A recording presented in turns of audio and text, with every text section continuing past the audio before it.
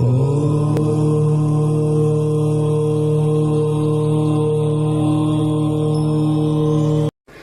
విశాఖపట్నంలో కనక మహాలక్ష్మి అమ్మవారు ఒక చెయ్యి తెగిపోయి ఉంటుంది అమ్మవారికి. మరి ఆవిడ ఎంత అనుగ్రహమూర్తి! అసలు ఈ మార్గశీర్ష మాసంలో విశాఖపట్నంలో కనక మహాలక్ష్మి అమ్మవారి యొక్క దేవస్థానం ఇసకేస్తే రాలదు, అంతటి అనుగ్రహప్రదాయిని. ఆ తల్లి పాదముల దగ్గరికి వెళ్ళి నమస్కరించాలి తప్ప ఆవిడ అనుగ్రహించలేనటువంటి విషయం లేదు.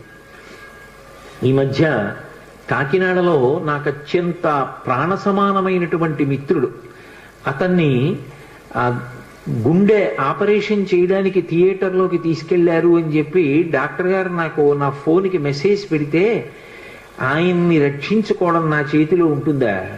ఆ పరదేవత రక్షించాలి. పసుపు నీళ్లతో కనకమహాలక్ష్మి అమ్మవారికి అభిషేకం చేశా ఆ సమయంలో.